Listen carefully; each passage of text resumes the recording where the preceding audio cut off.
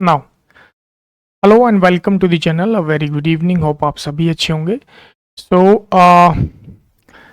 Previous part में हमने H L Ahuja का जो माइक्रो इकोनॉमिक्स था यूपीएससी ऑप्शनल के लिए, वो हमने डिस्कस किया। उसमें देखा हमने क्या क्या उसमें सिलेबस जो है इम्पॉर्टेंट है, क्या क्या चीज़ पढ़नी अनिवार्य है।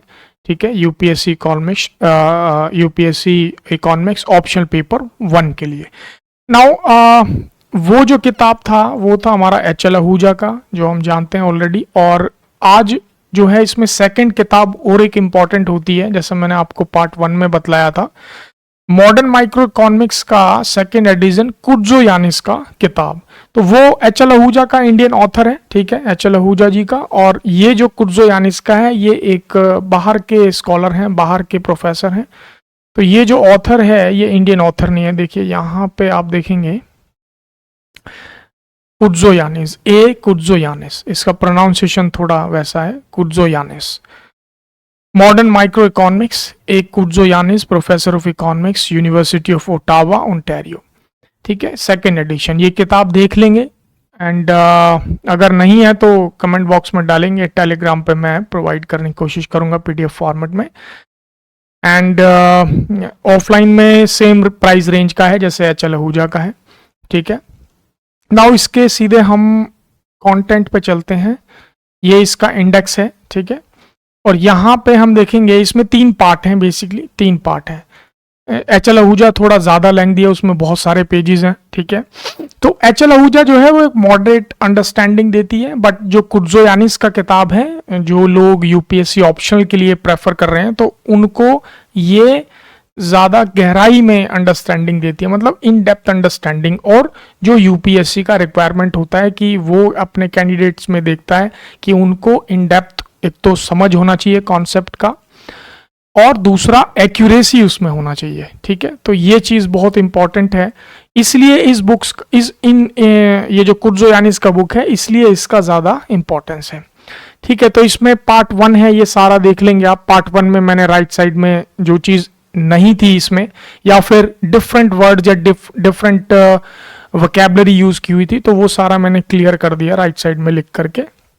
ये सारा जो है इंट्रोडक्शन है चैप्टर 1 में, तो उसमें ये चीज़ें इंपॉर्टेंट है, जैसे इकोनॉमिक मॉडल्स हैं, मीनिंग, उनका अजम्पशन, उनका purpose, classification of markets, perfect competition, monopoly, oligopoly, concept of an industry, market versus technological criterion, वगैरह वगैरह। ठीक है, तो ये चीज़ें हैं। एंड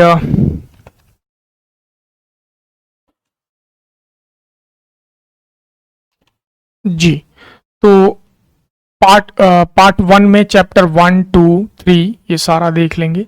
तो ये सारा एक बार में आप देख करके इसको नोट डाउन कर लें, ताकि बार बार आपको जो है यहाँ न आना पड़े। ठीक है, तो चैप्टर नंबर 3 एंड उसमें फिर चैप्टर नंबर 4, ये देखिए थ्योरी ऑफ कॉस्ट है।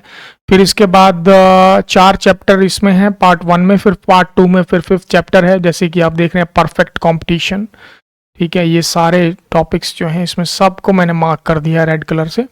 मोनोपोली पढ़ना है, price discrimination, monopolistic competition, non collusive oligopoly. ठीक है, कॉर्नो का मॉडल, कॉर्नो बहुत इंपॉर्टेंट है, बर्टन ड्यूपोली मॉडल, चैम्बरलिन्स का oligopoly, king demand model, Stackelberg का ड्यूपोली मॉडल। तो ये बहुत बहुत बहुत इंपॉर्टेंट टॉपिक्स हैं। एंड इसी तरीके से आपका फिर मार्जिनलिस्ट कंट्रोवर्सी, ये जो है चैप्टर नंबर 11 में, average cost pricing section C.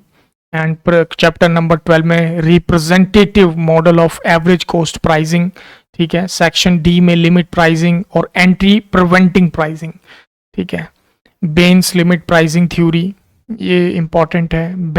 Barriers to entry and industry equilibrium, ये बहुत सारा है। भगवती का जैसे मॉडल है, ये बहुत इंपॉर्टेंस है इसका। Modigliani, Franco and Sylos Labini, ये बहुत इंपॉर्टेंट है।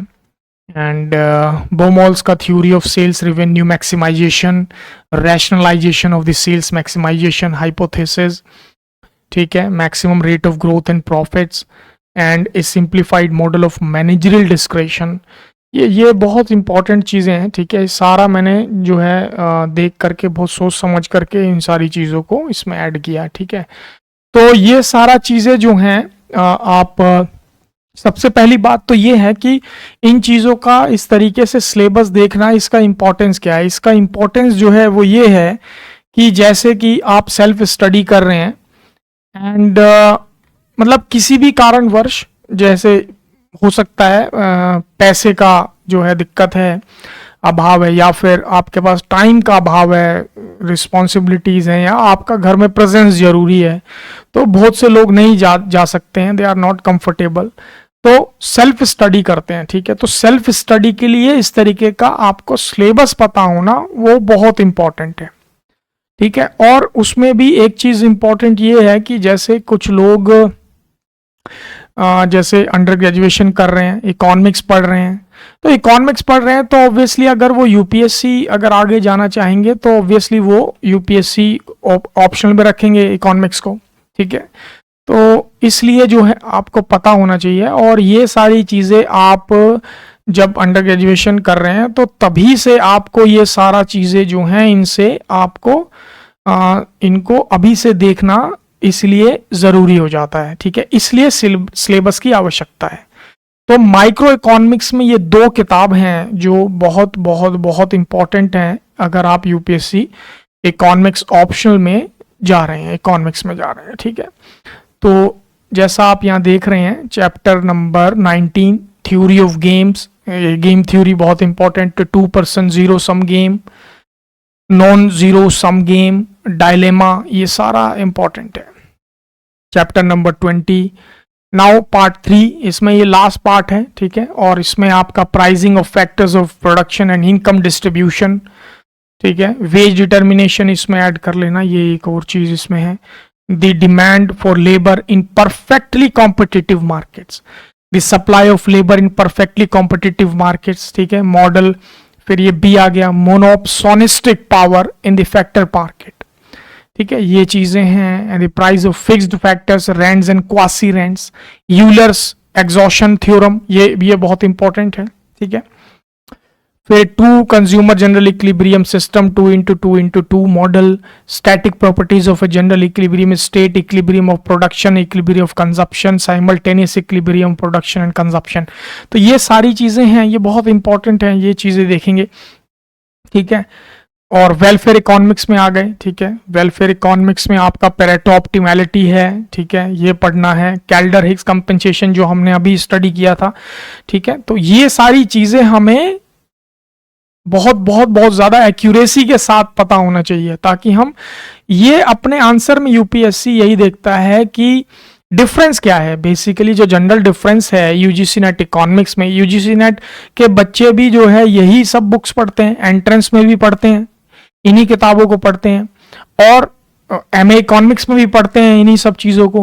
बट अंतर क्या है, डिफरेंस ये है कि ये जो यूजीसी नेट इकोनॉमिक्स है वो आपकी हॉरिजॉन्टल जो लेवल है नॉलेज का उसको मेजरमेंट करता है, उसको देखता है, टेस्ट करता है। बट यूपीएससी इकोनॉमिक्स क्या करता है, वो आपकी वर्टिकल नॉलेज को टेस्ट करता है कि आपकी एक्यूरेसी कितनी है, अंडरस्टैंडिंग कितनी बनी है आपकी कॉन्सेप्ट से, थ्योरी से, मॉडल से। ठीक है, तो आंसर उसके हिसाब से है। वेलफेयर इकोनॉमिक्स, ठीक है, इसमें आपका ये जी एक एक्सटर्नैलिटीज जो है बहुत इंपॉर्टेंट है, externalities in production and consumption, welfare maximisation and perfect competition, the Bergson criterion social welfare function. ठीक है, ये इंपॉर्टेंट है। Pareto optimality, Kaldor Hicks compensation criterion तो अभी हमने पढ़ा था। ठीक है, साइटोस्की का पैराडॉक्स, डबल क्राइटेरिया, ये सारा चीज। इसमें मार्केट फेलियर आप ऐड कर लेना, जैसे यहाँ पे है। ठीक है, ये मार्केट फेलियर। ठीक है, तो ये सारी चीजें हैं, तो ये सारा चीज आप नोट कर लें। इसमें कुल जो हैं आपके 24 चैप्टर, 23 चैप्टर्स हैं इसमें। 23 चैप्टर में आपके जो जो चीजें पढ़नी है वो सारी मैंने रेड इंक से मार्क की हुई है। तो ये जो 2 किताब हैं ये आपकी यूपीएससी का जो माइक्रो इकोनॉमिक्स है पेपर 1 का, ठीक है, ये जो है ये 2 किताब के अलावा जो है बाकी कोई और जैसे प्रोफेशनल हेल्प जो लोग लेते हैं, इंस्टीट्यूट्स में जाते हैं, कोचिंग सेंटर्स में जाते हैं, तो वहां पे भी पढ़ाते सब यही चीजें हैं, इन्हीं बुक्स को वहां भी कंसिडर किया जाता है, वहां पे भी टीचर्स यही सब जो है आपको करेंगे, बट वो क्या करते हैं, उनका मेथड अलग होता है कि वो डायरेक्ट आपको ये बुक के जो है पेजेस का कॉपी तो नहीं देंगे, ठीक है। वो क्या करेंगे, इन्हीं चीज़ों को एडिट करके उनका नोट बना करके प्रोवाइड करते हैं, ठीक है। तो ये डिफरेंस है, बाकी होता सब यही चीज़ है, यहीं से जाता है इन्हीं दो बुक्स में। माइक्रो इकोनॉमिक्स के लिए यही दो ही किताबें हैं, ठीक है। बाकी ज़्यादातर लोग HL आहूजा करते हैं, बट वो जो है आपको इन डेप्थ जो नॉलेज है वो नहीं देती है, उसके लिए आपको कुर्जोयानिस का किताब पढ़ना ज़रूरी है, ठीक है। तो इससे रिलेटेड अभी भी कोई क्वेश्चन डाउट है तो आप कमेंट बॉक्स में डाल सकते हैं। सो मिलते हैं इसी तरीके के किसी नेक्स्ट क्लास में। Thank you for watching the video. Thank you.